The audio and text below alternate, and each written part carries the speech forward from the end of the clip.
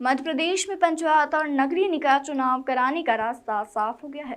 Supreme court ने राज्य चुनाव आयोग को चुनाव कराने का आदेश दिया है। सुप्रीम कोर्ट ने अपने आदेश में कहा है कि 5 साल में चुनाव करवाना सरकार की संवैधानिक जिम्मेदारी है। 2 हफ्ते में अधिसूचना जारी करें।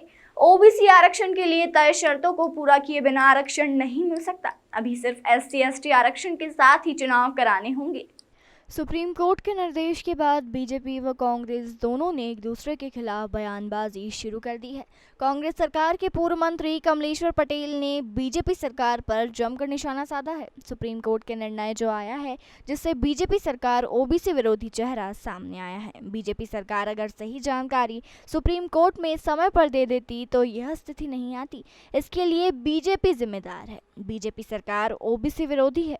कांग्रेस लोगों को बताएगी कि ओबीसी वर्ग के आरक्षण किसने दिया और किसने छीना है। दरअसल ओबीसी आरक्षण के मामले में प्रदेश की भाजपा सरकार की रिपोर्ट को कोर्ट ने अधूरा माना है। अधूरी रिपोर्ट होने के कारण मध्य प्रदेश में ओबीसी वर्ग को चुनाव में आरक्षण नहीं मिलेगा। इसलिए अब स्थानीय चुनाव 36% आरक्षण के साथ ही होंगे। इसमें 20% SC और 16% SC का आरक्षण रहेगा, जबकि शिवराज सरकार ने पंचायत चुनाव में 27% ओबीसी आरक्षण के साथ कराने की बात कही थी।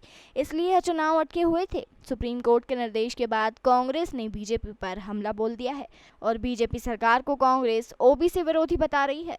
देखिए, जो भी निर्णय आया है इसमें ओबीसी विरोधी चेहरा भाजपा सरकार का उजागर हुआ है। अगर ये सही जानकारी सुप्रीम कोर्ट पे समय में दे देते तो आज स्थिति पैदा नहीं होती। तो इसके लिए पूरी तरह से भाजपा सरकार जिम्मेदार है और कहीं न कहीं ओबीसी वर्ग के साथ अन्याय हुआ। नहीं, जो पहले से व्यवस्था थी उस तहत चुनाव अगर कराते थे, जैसे पंचायती राज अधिनियम के तहत चुनाव कराते, नया अध्यादेश नहीं लाते तो स्थिति पैदा नहीं होती।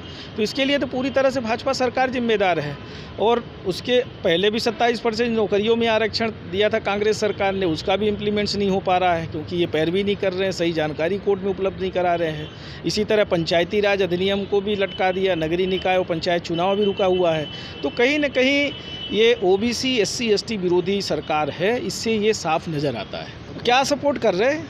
मिला हुआ अधिकार छीन लिए सपोर्ट कर रहे हैं। सही जानकारी देते नहीं है, ना हाई कोर्ट में ना सुप्रीम कोर्ट में।